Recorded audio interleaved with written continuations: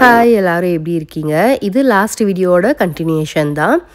New year அன்னைக்கு காலையில் breakfast வந்து நாங்கள் இருந்த ரெசார்ட்லேயே வந்து பிரேக்ஃபாஸ்ட் முடித்தோம். அங்கேருந்து அப்படியே உடுப்பி கோயிலுக்கு தான் கிளம்புனோம். நாங்கள் ஸ்டே பண்ணதே பார்த்திங்கன்னா உடுப்பியில் தான்.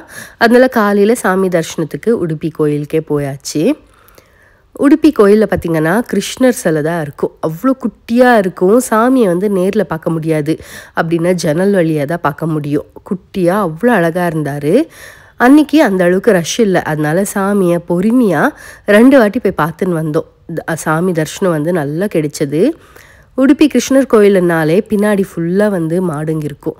அது பசங்களுக்கு காட்டலான்ட்டு கூட்டின்னு போய் பசங்களுக்கு காட்டினேன். நிறைய மாடெல்லாம் கட்டி வச்சுருப்பாங்க. அது பார்க்கவே நல்லா இருக்கும். பசங்களையும் கூட்டின்னு போய் காட்டிட்டு சாமி தரிசனம் பார்த்துட்டு வெளில வரும்போது இந்த கச்சேரி நடந்து வந்துச்சு. அங்கேயும் போயிட்டு கொஞ்ச நேரம் இருந்து பார்த்துட்டு வந்தோம்.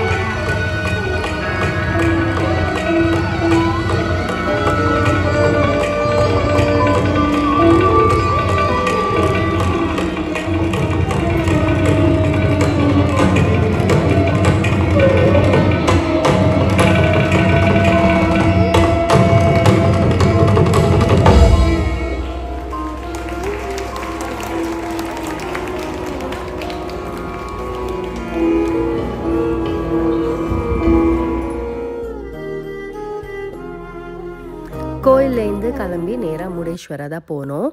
நாங்கள் எங்கே நெக்ஸ்ட் நம்ம எந்த கோயிலுக்கு போகணுமோ அது பக்கத்துலேயே வந்து ரூம் போட்டோன்னா கோயிலுக்கு போகிறதுக்கு ஈஸியாக இருக்கும்ன்றதுக்காக, அதே மாதிரி ரெசார்ட்டும் நமக்கு எது கன்வீனியண்ட்டாக நம்ம டேஸ்ட்டுக்கு தகுந்த மாதிரி இருக்குதோ அதுக்கு தகுந்த மாதிரி புக் பண்ணிக்கணும். இந்த ரெசார்ட் பார்த்திங்கன்னா முடேஸ்வர கோயிலுக்கு கரெக்டாக 30 மினிட்ஸ் ட்ராவல் பண்ணோன்னா இருக்குது. எங்களுக்கு ஃபுல்லு க்ரீனரியாக ரொம்ப நல்லா இருந்துச்சு. ஏன்னா ஏற்கனவே போட்ட ரூம் வந்து கொஞ்சம் டிசப்பாயின்மெண்ட்டாக இருந்துச்சா, அந்த அளவுக்கு க்ளீன் இல்லைன்ட்டு இந்த வாட்டி கொஞ்சம் நல்லா பார்க்கலான்னு சொல்லிட்டு ட்ரை பண்ணியிருந்தோம். நல்ல பீச் ஓரமாக சூப்பராக இருந்துச்சு. ஸ்விம்மிங் பூல் வியோட இந்த ரெசார்ட் ரொம்பவே பிடிச்சிருந்துச்சு. பசங்களுக்கும் நல்லா என்ஜாய் பண்ணாங்க. ரூமும் அவ்வளோதான், நல்லா க்ளீனாக இருந்துச்சு. 2+1 கொடுத்துருந்தாங்க. அதே மாதிரி 2 சைட் கபோர்டு, ஃப்ரிட்ஜு, அதுக்கப்புறமா ரெஸ்ட் ரூமும் க்ளீனாக இருந்தது. கன்வீனியண்ட்டாக இருந்தது. வேணும்னா நம்ம எக்ஸ்ட்ரா பெட்டு போட்டுக்கலாம், அதுக்கும் ஓகே சொல்லியிருந்தாங்க. இந்த ரூம் ரொம்பவே கம்ஃபர்டபுளாக இருந்துச்சு. மெயினாக சொல்லணும், நேச்சர் வந்து க்ரீனரியாக அவ்வளோ சூப்பராக இருந்தது. அதுலேயும் அந்த ஸ்விம்மிங் பூல் வியூ, அதுக்கப்புறமா வாக்கபிள் டிஸ்டன்ஸ்லேயே பீச் இருக்குது. அதனால இந்த ரெசார்ட்டில் இருந்த வரைக்கும் நாங்கள் அவ்வளோ என்ஜாய் பண்ணோம். அங்கேருந்து கிளம்பவே மனசு வரல, அந்த அளவுக்கு நல்லா ஜாலியாக இருந்துச்சு. காலையில் பீச்சில் போய் வாக் பண்ணணுன்றது எத்தனை பேருக்கு பிடிக்கும்னு சொல்லுங்கள். எனக்கெல்லாம் தண்ணி பார்த்தாலே அவ்வளோ சந்தோஷம். அதுலேயும் காலையிலேயே பார்த்திங்கன்னா எழுந்து இன்னும் படுத்திருந்தால் தூங்கியிருப்பேன். இருந்தாலும் அந்த பீச்சுக்கு காலையில் போகணுன்றதுக்காக காலையிலேயே எழுந்து பீச்சுக்கு போயிட்டு அங்கே வாக் பண்ணிட்டுலாம் வந்தேன். அந்த அளவுக்கு அந்த மெமோரிஸ் வந்து இன்னுமே ரொம்ப ஸ்வீட்டாக தான் இருக்குது. அடிக்கடி இந்த மாதிரி இடத்துக்கெல்லாம் போகிறது ரொம்பவே நல்லாயிருக்கும். நம்ம எக்ஸ்பென்சிவை பார்க்காம சில நேரம் நமக்காக இப்படி டைம் ஸ்பெண்ட் பண்ணி நமக்காக இந்த மாதிரி இடத்துக்கெல்லாம் போயிட்டு வரும்போது ரொம்பவே நல்லா இருக்குது. அங்கே நிறைய ஸ்டார் ஃபிஷ் இருந்துச்சு. அதுதான் வந்து மோஹித் பிடிச்சின்னு காட்டின்னு இருந்தான். அம்மா இங்கே நிறைய ஸ்டார் ஃபிஷ் இருக்குன்ட்டு அதுதான் உங்களுக்கும் ஷேர் பண்ணேன். ரூமில் கொஞ்சம் நேரம் ரெஸ்ட் எடுத்துகிட்டு அதுக்கப்புறமா ஃபஸ்ட்டு வந்து பீச்சுக்கு தான் போனோம். நல்லா சன்செட் ஆகிற டைம் இல்லையா, நல்லா பார்க்க நல்லா இருந்துச்சு.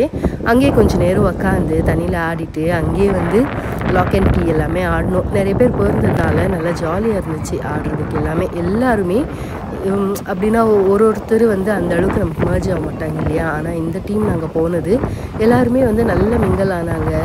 நம்ம வைபுக்கு ஏற்ற மாதிரி செட் ஆகிட்டாங்க. அதனால ஜாலியாக கேம்ஸ் ஆடுறதும் சரி, எல்லா இடத்துலையுமே நல்ல ஒரு ஜாலியாக டைம் ஸ்பெண்ட் பண்ணோம். சாயங்காலம் நாங்கள் போன நேரம் பார்த்திங்கன்னா ஃபுல்லு தண்ணி வந்து முன்னாடி போயிட்டு இருந்துச்சு. அதனால் முன்னாடி தண்ணி எல்லாம் தெரியும் உங்களுக்கு எவ்வளோ கேப் இருக்குதுன்ட்டு. ஹைலேண்ட் மாதிரி பார்க்கவே நல்லா இருந்துச்சு. அங்கே உட்காரதுக்கெல்லாம் கொஞ்ச நேரம் அங்கேயே உட்காந்துட்டு கேம்ஸ் எல்லாம் ஆடிட்டு அதுக்கப்புறமா சன்செட் ஆன பிறகு தான் நாங்கள் ஸ்விம்மிங் பூல் ஆடவே வந்தோம்.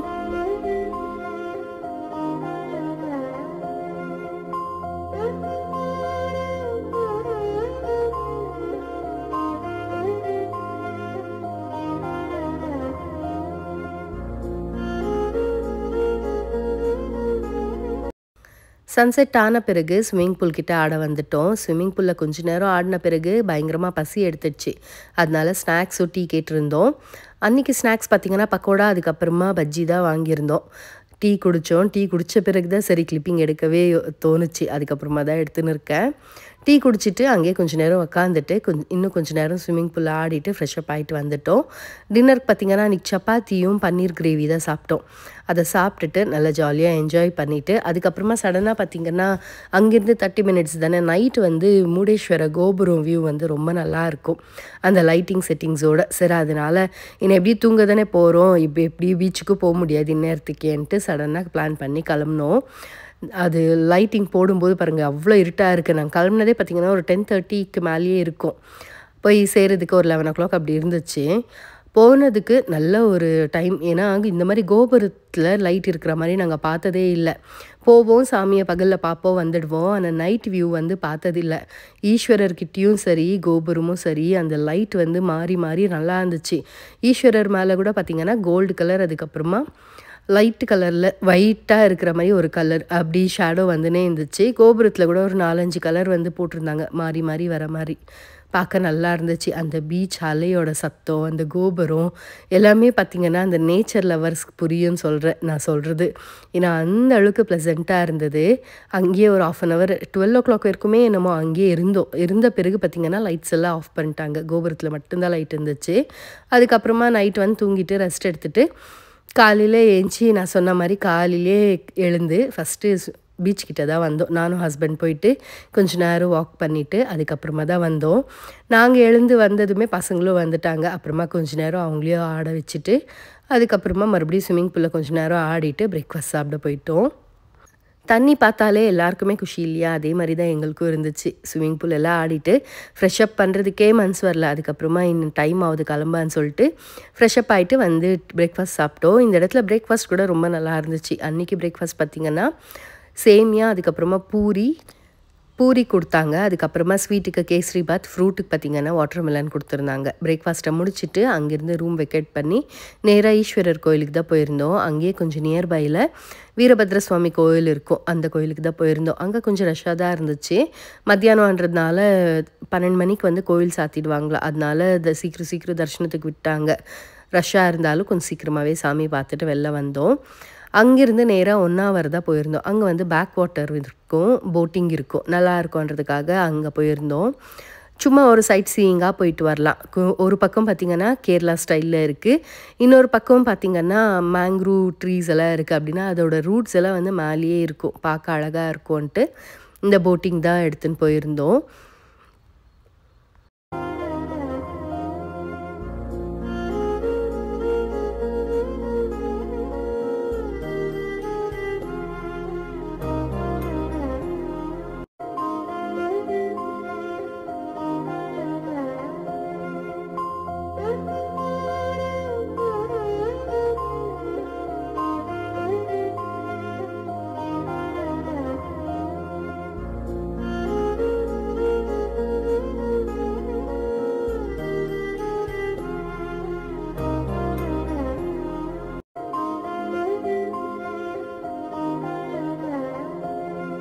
போட்டிங் போகும்போதே நடுவில் ஒரு ஸ்நாக்ஸ் கடையெல்லாம் இருந்துச்சு. அங்கே கொஞ்சம் பஜ்ஜி, சோடா, டீ எல்லாமே வாங்கி குடித்தோம்.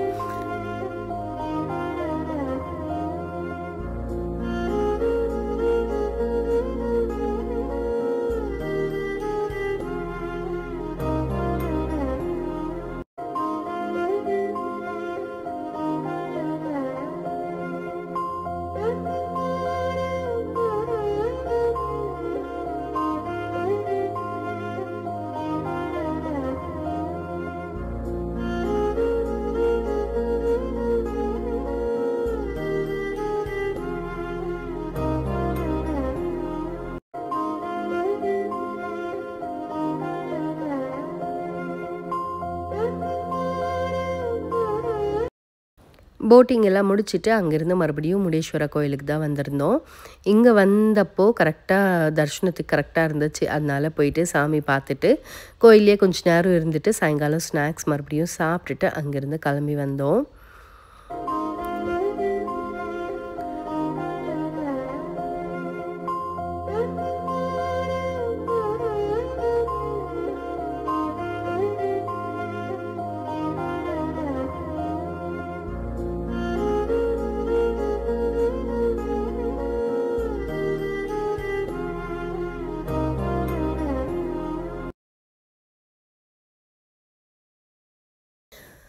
முருடேஸ்வர கோயில் ஆன பிறகு சிக்மங்களூர் போகலான்னு பிளான் பண்ணோம். எதுவுமே நாங்கள் முன்னாடியே பிளான் பண்ணி மூவ் பண்ணதெல்லாம் இல்லை. அந்த ஸ்பாட்டில் என்ன யோசனை வருதோ அந்த வேலை எப்படியெல்லாம் போக முடியுமோ அப்படி பிளான் பண்ணி தான் சிக்மங்களூரே வந்தோம். சிக்மங்களூர் வந்தது பார்த்திங்கன்னா ஃபுல்லாக நைட் ஆகிடுச்சு. இங்கே வந்து ரீச் ஆனதுமே நைட்டு ரீச் ஆகிறதுக்கே பார்த்திங்கன்னா 2 o'clock ஆகிடுச்சு. வந்ததுமே எல்லாருக்கும் செம்ம டயர்ட், எல்லாருமே படுத்து தூங்கிட்டோம்.